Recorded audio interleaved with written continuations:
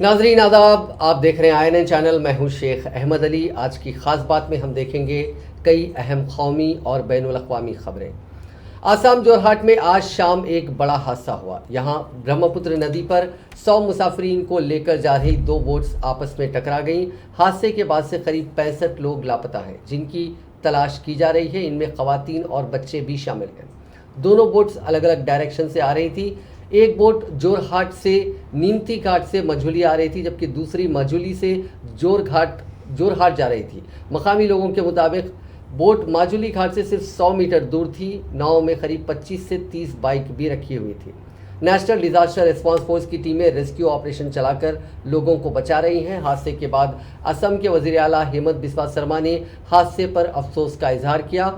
उन्होंने रियासत के वजीर बिमल बोहरा को फौरी मकाम वाक़े पर पहुंचने के अहकाम दिए। उन्होंने कहा कि वो कल नीमती घाट पर जाएंगे।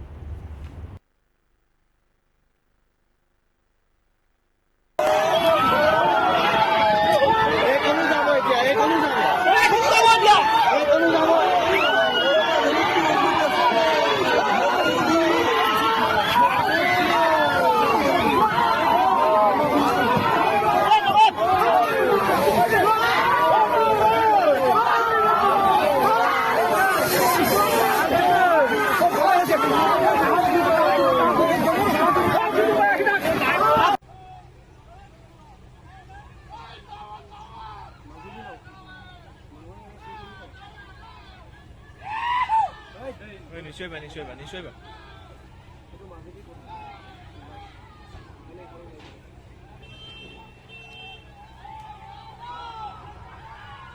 ডুবিলে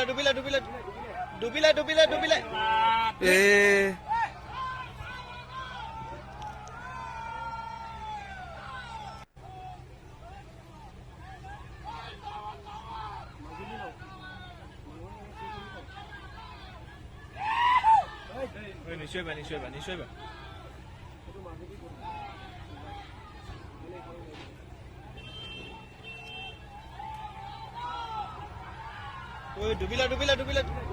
ডুবিলে नॉर्थ अमेरिकी मुल्क मेक्सिको में मंगल की रात शदीद जल्जला आया। इसकी इंटेंसिटी रिचर पैमाने पर 7 रही।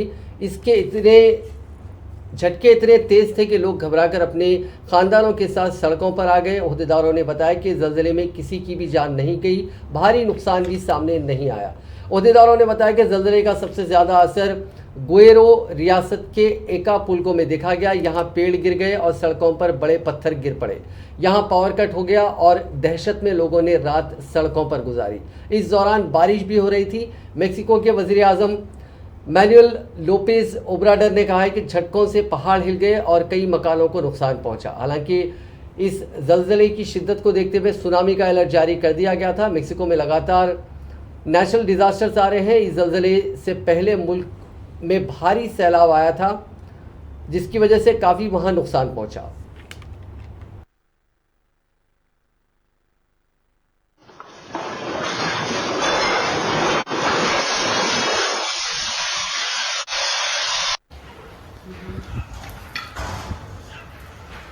Wow.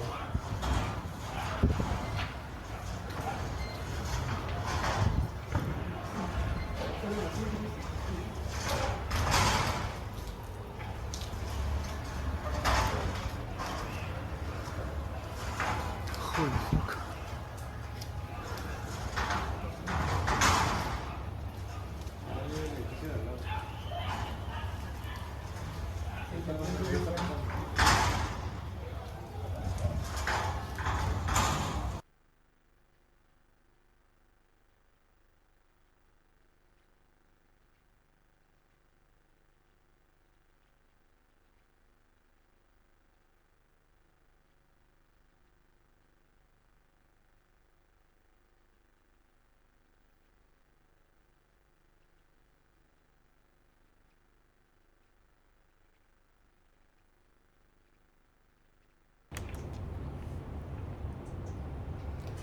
इंडोनेशिया की दारुल-हुकूमत जकार्ता की जेल में चारशंबे की सुबह शदीद आग लग गई। इस हादसे में 41 कैदियों की मौत हो गई और 39 बुरी तरह झुलस गए।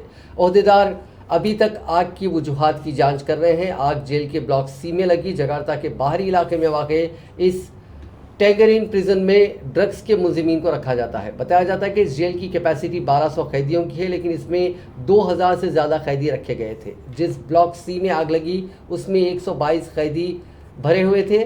आग लगने के कुछ ही घंटों बाद उस पर काबू पा लिया गया। सभी जख्मियों को अस्पताल ले जाया गया।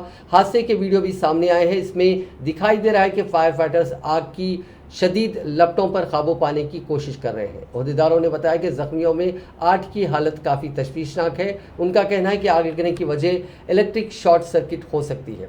इंडोनेशिया में जेल ब्रेक और आग लगने के वाक़यात आम बात है। यहाँ की ज़्यादातर जेलों में कैपेसिटी से ज़्यादा कैदी रखे जाते हैं। फंडिंग के मसाइल और ड्रग्स क्राइम में बहुत ज़्यादा लोगों की गिरफ्तारी की वजह से हालात बदतर होते जा रहे हैं। तालिबान के मजहबी लीडर मुल्ला हैबतुल्ला अखवंदज़ादा ने अफ़गानिस्तान की नई काबीना के ऐलान के कुछ घंटे बाद एक बयान जारी कर कहा कि नई काबीना अपना काम फौरी तौर पर शुरू कर देगी। उन्होंने कहा कि अमारत इस्लामी के अफसरान के ज़रिए मुल्क के मामलों को कंट्रोल करने और चलाने के लिए कारगुजार और पुरअज़्म काबीना का ऐलान किया गया है, जो जल्द से जल्द काम करना शुरू कर देगी। मैं सभी मुल्की बाशिंदों को यकीन दिलाता हूँ कि सरकार इस्लामी क़वानीन को बनाए रखने के लिए सख्त मेहनत करेगी और मुल्क में शरिया क़ानून, मुल्क की आला मफादात के तहफ़्फ़ुज़, अफ़गानिस्तान की सरहदों को महफूज करने और मुस्तकिल अमन, खुशहाली व तरक्की को यकीनी बनाने के लिए मुकम्मल कार्रवाई होगी। बयान में यह भी कहा गया है कि नई हुकूमत हुकूक इंसानी की हिफाजत के लिए पुरअज़्म है। अमारत इस्लामी दरअसल इस्लाम के पाकीज़ा मुतालबात के ढांचे के अंदर हुकूक इंसानी, अक़लियतों के हुकूक़ के साथ साथ महरूम तबक़ात के हुकूक़ की हिफाजत के लिए संजीदा और असरदार कदम उठाएगा। अफगानिस्तान में तालिबानी हुकूमत के ऐलान के बाद पंजशीर के लड़ाकों ने भी अपनी अलग हुकूमत बनाने का ऐलान किया। नेशनल रेजिस्टेंस फोर्स के कायद अहमद मसूद ने तालिबान की हुकूमत को नाजायज़ बताया। उन्होंने कहा कि हम लोग जल्द ही अपने कायदीन और हामियों के साथ बातचीत कर अफगानिस्तान में एक दूसरी हुकूमत बनाने का ऐलान करेंगे। खामा न्यूज़ ने रेजिस्टेंस फोर्स के हवाले से कहा कि मसूद ने कबूल किया है कि वो एक डेमोक्रेटिक तरीके से, एक जमहूरी तौर पे हुकूमत वहाँ कायम करेंगे। ये लोगों के वोटों की बुनियाद पर बनाई जाएगी और इसे आलमी सतह पर काबिल कबूल बनाया जाएगा। बयान में आगे कहा गया कि तालिबान की नाजायज़ सरकार अफ़गानिस्तान इलाके और दुनिया की स्टेबिलिटी और हिफाजत के लिए ख़तरा है। अफ़गानिस्तान में तालिबान के आर्जी हुकूमत के ऐलान के ठीक एक दिन बाद पाकिस्तान एक वर्चुअल मीटिंग कर रहा है। इस मीटिंग में चीन और ईरान के साथ ताजिकिस्तान, तुर्कमेनिस्तान और उज़्बेकिस्तान के वज़राए ख़ारजा भी शामिल हैं।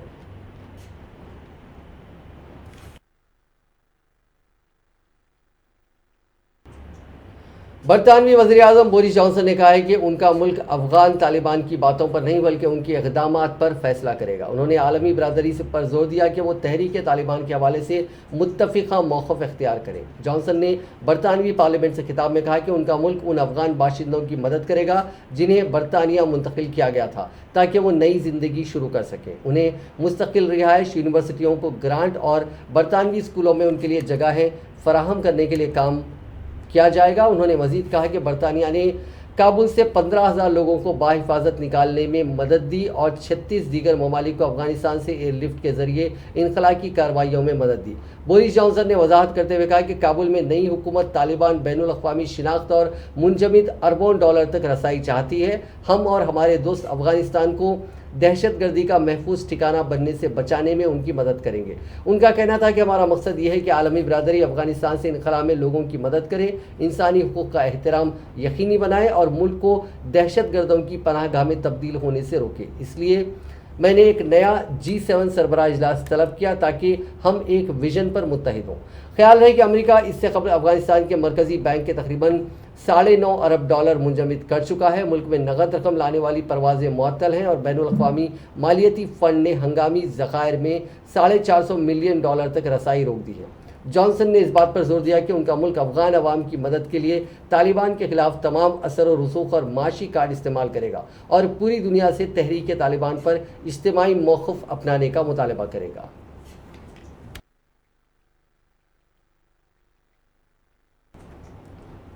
तालिबानी बंदिशों और पाकिस्तान के दखल के खिलाफ काबुल में लगातार चौथे दिन चारशंबे के रोज़ भी मुजाहरे हुए।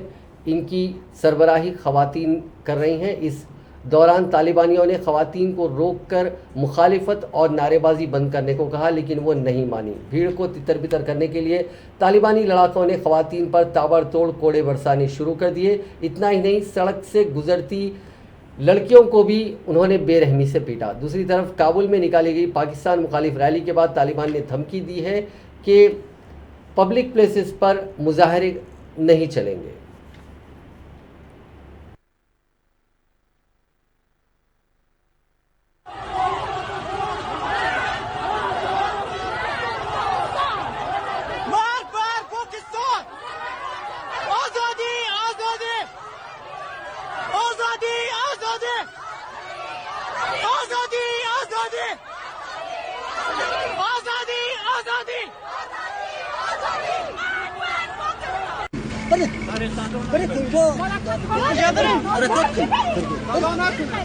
چرا سر صدا نکنیم؟ ما حق ما سر صدا کنیم.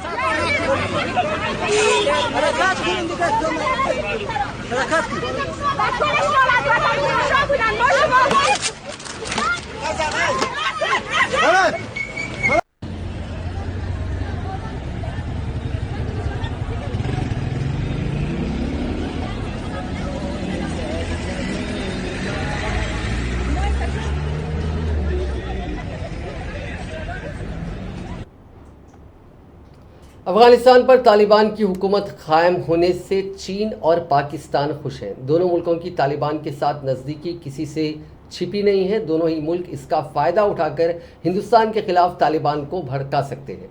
चीन और पाकिस्तान ने हाल ही में हिंदुस्तान से जुड़े अपने बॉर्डर्स पर कमांडर बदल दिए हैं। चीन की पीपल्स लिबरेशन आर्मी के वेस्टर्न थिएटर कमांड WTC की जिम्मेदारी जनरल वांग हाईजियांग को दी गई है। चीन के कब्जे वाले तिब्बत और शिनजियांग में हिंदुस्तान से जुड़ी लाइन ऑफ एक्चुअल कंट्रोल की जिम्मेदारी WTC ही संभालती है। पिछले एक साल में WTC के 4 कमांडर बदले जा चुके हैं। पाकिस्तान ने भी रावलपिंडी कॉर्प्स का कमांडर बदला है। लेफ्टिनेंट जनरल साहिर शमशाद मिर्जा रावलपिंडी को LOC की निगरानी की जिम्मेदारी दी गई है। अक्टूबर में होने वाले T20 वर्ल्ड कप के लिए 15 रुकनी हिंदुस्तानी टीम का ऐलान कर दिया गया है। ऑफ स्पिनर रविचंद्रन अश्विन 4 साल बाद T20 इंटरनेशनल में वापसी करेंगे। साबिक कप्तान महेंद्र सिंह धोनी को टीम के वो मेंटर होंगे। शिखर धवन, कुलदीप यादव और युजवेंद्र चहल को 15 रुकनी टीम में जगह नहीं मिली। T20 वर्ल्ड कप का इनेकाद 17 अक्टूबर से 14 नवंबर के बीच ओमान और UAE में किया जाएगा। अगर हम टीम के अरकान को देखें तो स्पेशलिस्ट बैट्समैन में विराट कोहली, रोहित शर्मा, लोकेश राहुल और सूर्य कुमार यादव हैं। पेस अटैक में जसप्रीत बुमराह, भुवनेश्वर कुमार और मोहम्मद शमी। ऑलराउंडर्स में हार्दिक पांड्या, रविंद्र जडेजा। स्पिन अटैक में राहुल चहर, अक्षर पटेल, रविचंद्रन अश्विन, वरुण चक्रवर्ती। विकेट कीपर्स में ऋषभ पंत और ईशान किशन हैं। शहरियत तरमीमी कानून के खिलाफ chief minister Tamil Nadu MK Stalin ने आज तमिलनाडु असेंबली में CAA को रद्द करने का मुतालबा करते हुए एक करारदाद पेश की। स्टालिन ने तशवीश का इजहार किया है कि महाजरीन के साथ उनके मजहब और कौमियत की बुनियाद पर इम्तियाजी सलूक के लिए लाया गया है। स्टालिन ने कहा कि उनकी हुकूमत ने यह करारदाद इसलिए पेश की ताकि इस बात को यकीनी बनाया जा सके कि इससे मुल्क की हम आहंगी को नुकसान ना पहुँचे। उन्होंने कहा कि हम मरकज़ी हुकूमत पर जोर देते हैं कि वो हिंदुस्तानी आइन की सेकुलर दफात को बरकरार रखे। करारदाद में कहा गया है कि तमिलनाडु असेंबली ने 2019 में पार्लियामेंट से पास होने वाले CAA कानून को सेकुलर उसूलों के मुताबिक नहीं है। करारदाद की मुखालिफत करते हुए BJP और उसके हलीफ अपोजिशन AIADMK ने असेंबली से वॉकआउट किया। ஏற்கனவே துன்பப்பட்ட மக்களை மேலும் துன்பத்துக்கு ஆளாக்கி பார்ப்பதாகும். அரசியல் ரீதியான பாகுபாட்டை சட்ட ரீதியான பாகுபாடாக உறுதிப்படுத்துவது மிக மிக தவறானதாகும். அதிலும் குறிப்பாக இலங்கை தமிழர்கள் இந்த சட்டத்தின் மூலமாக வஞ்சிக்கப்படுகிறார்கள். பாகிஸ்தான், ஆப்கானிஸ்தான், வங்கதேசத்தைச் சேர்ந்தவர்கள் எல்லாம் வரலாம் என்றால் இலங்கையைச் சேர்ந்தவர்கள் வருவதற்கு தடை விதித்தது ஏன்? இதுதான் இலங்கை தமிழருக்கு இழைக்கப்பட்ட மாபெரும் துரோகம். இதனால்தான் இந்த சட்டத்தை எதிர்க்கிறோம். இலங்கை தமிழர்கள் அந்த நாட்டில் வாழ முடியாமல் தமிழகம் தப்பி வந்து முகாம்களிலும் வெளியிலும் வாழ்ந்து வருகிறார்கள். அவர்கள் மீண்டும் हरियाणा के करनाल में किसान कायदीन और पुलिस और इंतजामिया के अफसरों के बीच 3.25 घंटे चली बातचीत नाकाम हो गई। बातचीत में सहमति नहीं बन पाई। इस दौरान दो दौर में बातचीत हुई। पहले दौर की बातचीत में डीसीएसपी ने इंतज़ामिया टीम की क़यादत की और दूसरे दौर में रेंज कमिश्नर की क़यादत में इंतज़ामिया ने बातचीत की। भारतीय कम्युनिस्ट पार्टी ऑफ इंडिया के कौमी तर्जुमान राकेश टिकैत ने भारतीय किसान यूनियन के कौमी तर्जुमान राकेश टिकैत ने मीटिंग से बाहर निकलकर कहा कि इंतज़ामिया ने हर आधे घंटे बाद चंडीगढ़ बात की। हमारी मांग है कि आईएएस आयुष सिन्हा को सस्पेंड कर केस दर्ज किया जाए। इंतज़ामिया की जानिब से केस दर्ज करना तो दूर, सस्पेंड करने के लिए भी वो तैयार नहीं है। टिकैत ने कहा कि हमारा एक मोर्चा दिल्ली बॉर्डर पर है और अब दूसरा करनाल सेक्रेटेरिएट पर जारी रहेगा। प्रेस कॉन्फ्रेंस में किसान कायदीन ने कहा कि डिस्ट्रिक्ट सेक्रेटेरिएट पर किसान डटे रहेंगे। अफसरों को मेन गेट से नहीं जाने दिया जाएगा, वो चाहे किसी भी रास्ते से या फिर दीवार कूदकर वो मिनी सेक्रेटेरिएट के अंदर जाएं। इस बात का खास ध्यान रखा जाएगा कि यहाँ आने वाले आम आदमी को किसी तरह की परेशानी ना आए। प्रेस कॉन्फ्रेंस में किसान कायद राकेश टिकैत, गुरनाम चडूनी और योगेंद्र यादव ने किसानों का व्यू पॉइंट रखा। इंतज़ामिया की तरफ से न्योता मिलने के बाद राकेश टिकैत, गुरनाम चुंडी, योगेंद्र यादव और सुरेश कौत समेत 11 किसान कायदीन बातचीत के लिए गए थे।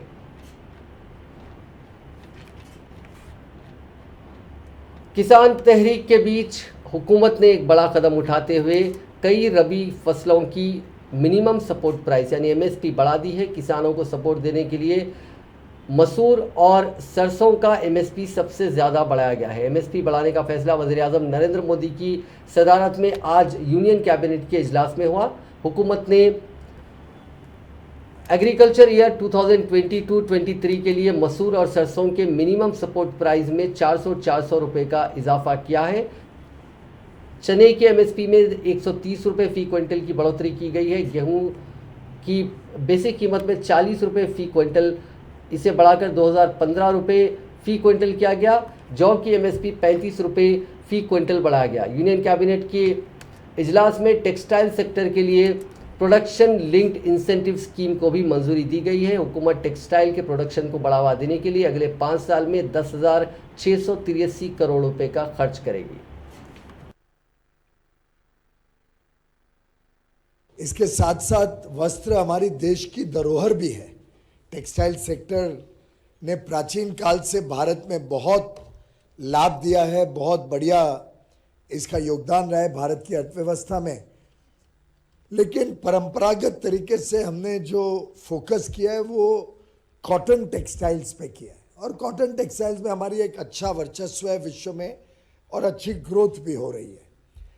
मैनमेड टेक्सटाइल्स और टेक्निकल टेक्सटाइल्स ये ऐसे क्षेत्र हैं जो अंतर्राष्ट्रीय बाजार में बहुत बड़े रूप में इस्तेमाल होते हैं और जिसकी वृद्धि भी तेज गति से हो रही है। आज 2/3 जो अंतर्राष्ट्रीय बाजार है, अंतर्राष्ट्रीय व्यापार है, वो 2/3 मैनमेड टेक्सटाइल्स और टेक्निकल टेक्सटाइल्स का रहता है। ऐसे परिस्थिति में भारत भी उस पूरे इकोसिस्टम में मैनमेड फाइबर्स के फैब्रिक में, उसके गारमेंट्स में भी अपना योगदान दे पाए, उसके लिए विशेषकर ये पीएलआई स्कीम मंजूरी की गई है। जैसा माननीय अनुराग जी ने कहा 10,683 करोड़ रुपए इसमें इंसेंटिव के रूप में प्रोडक्शन के ऊपर दिए जाएंगे। जो लोग, और इसको 2 भाग में रखा है, जो लोग 100 करोड़ से अधिक निवेश करते हैं और जो लोग 300 करोड़ से अधिक निवेश करते हैं। साधारणतः हमारा अनुमान है कि इसमें से ग्लोबल चैंपियंस निर्माण हो, ऐसी कंपनियां जो विश्व के बाजार में कॉम्पिटिटिव हो सके, जो कुछ विशेषकर वेस्टर्न कंट्रीज में आधुनिक चीज़ों की डिमांड है उसको हम पूरा कर सकें। और जब हम तय करेंगे किसको ये पीएलआई स्कीम का बेनिफिट मिले, उसमें जो मापदंड रखेंगे उसमें 2-3 मापदंड पे विशेष जोर दिया जा रहा है। एक तो जो कंपनियां या जो इसके एंटीलिया केस में चारशुंबे को एनआईए की चार्जशीट सामने आई है। इस रिपोर्ट के मुताबिक एंटीलिया केस में गवाह बन चुके मनसूख हिरेन का कत्ल मुंबई पुलिस के बर्खास्त एपीआई सचिन वजह के इशारे पर सिर्फ 11 मिनट में किया गया।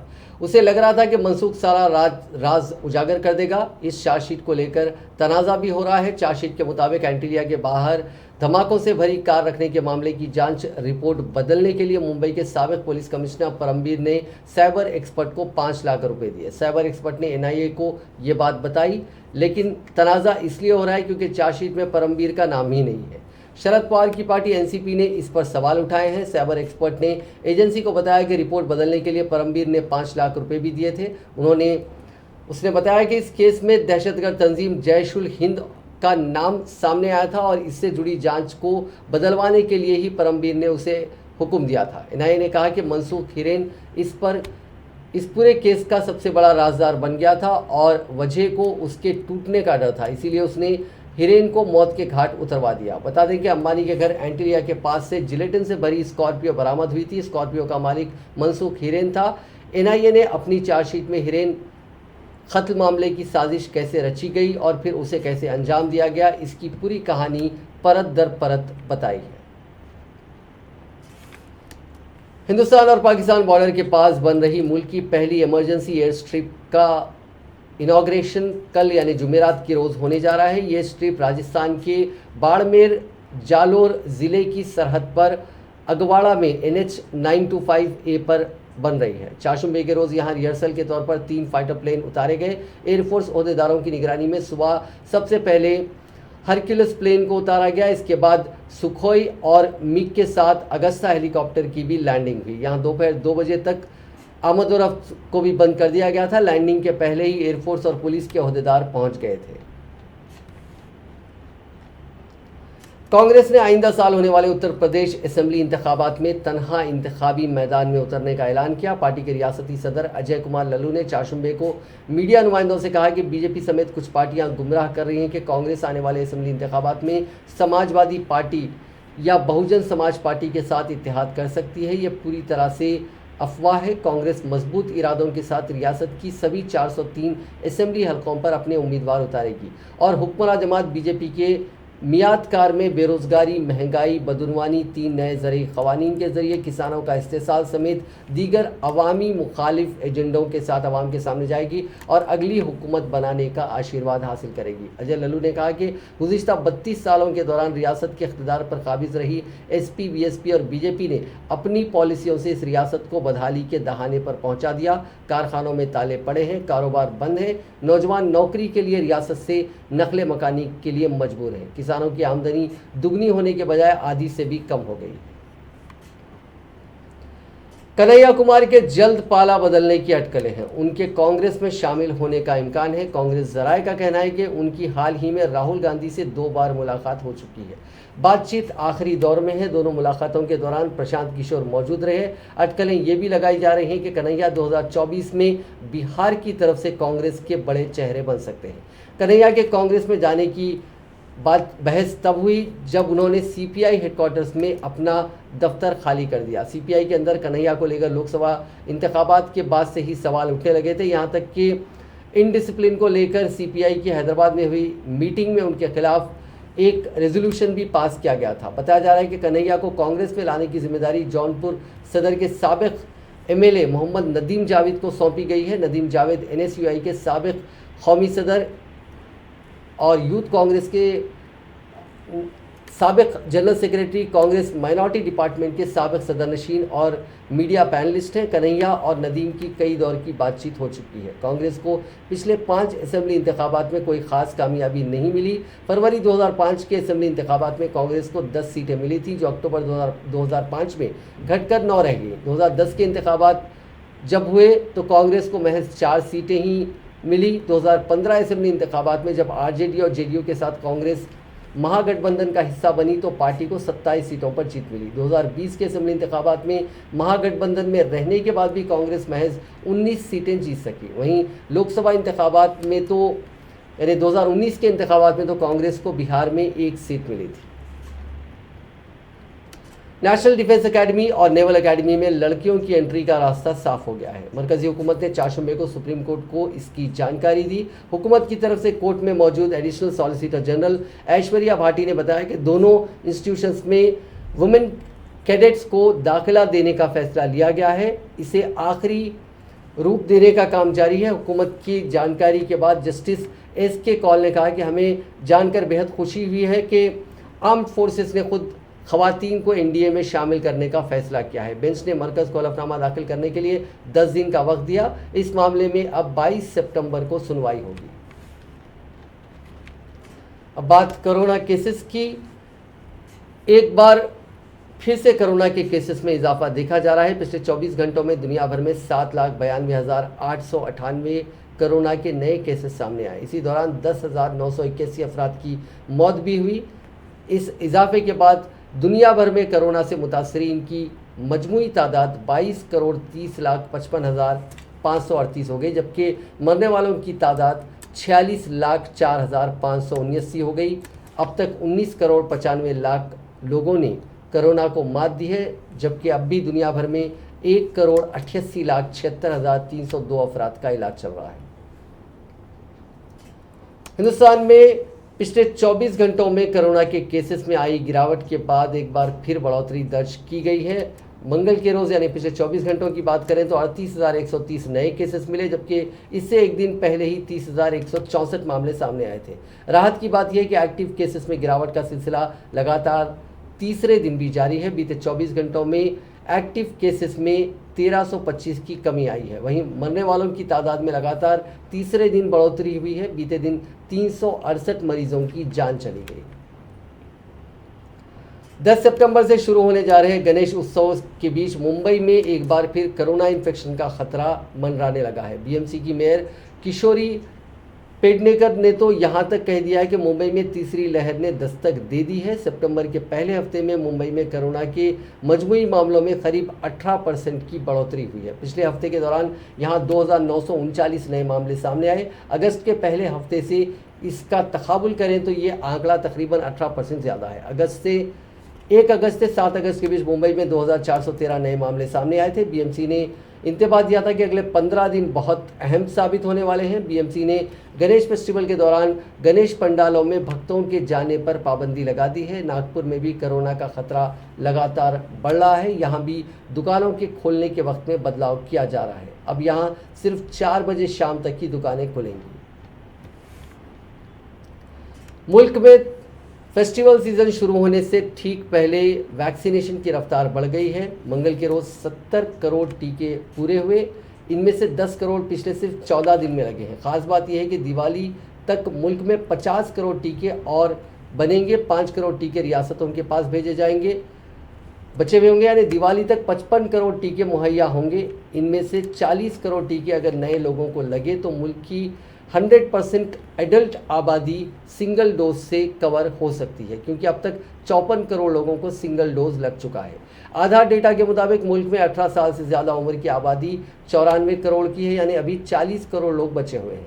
मरकज़ी वजारत सेहत के अफसरों ने बताया कि सितंबर अक्टूबर में करीब 50 करोड़ टीके मौजूद रहेंगे। इनमें से 40 crore Covishield, 7 crore Covaxin, 2 crore Johnson and Johnson और करीब 1 करोड़ जाइकोव डी होंगे। अभी तक दुनिया भर की स्टडी रिपोर्ट्स बताती हैं कि सिंगल डोज लगने से इन्फेक्शन का अंदेशा घटता है। इन्फेक्शन हो भी जाए तो अस्पताल जाने की नौबत नहीं आती है या कम हो जाती है। इसलिए कोरोना से लड़ाई में सिंगल डोज भी बेहद अहम है। मुल्क में पिछले 14 दिन में रोज़ लगने वाले टीकों का औसत 71 लाख से थोड़ा ज़्यादा रहा है। इसी रफ्तार से चलेंगे तो इस साल के ख़त्म तक 94 करोड़ एडल्ट आबादी को दोनों डोजेस नहीं लग पाएंगे। निशाने को हासिल करने के लिए अब रोज़ाना औसतन 1 करोड़ 2 लाख डोजेस यानी टीके लगाने होंगे।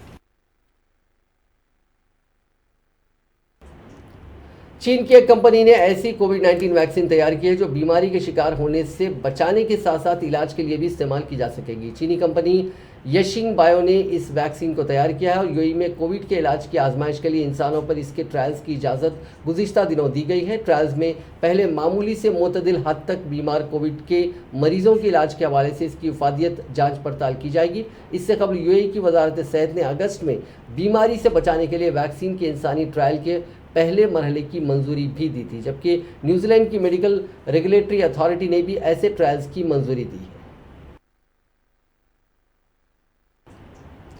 नाजरीन, आज की खास बात में बस इतना ही। आपसे कल मुलाकात होगी नई खबरों के साथ, नए एनालिसिस के साथ। फिलहाल दीजिए इजाज़त। खुदा हाफिज़।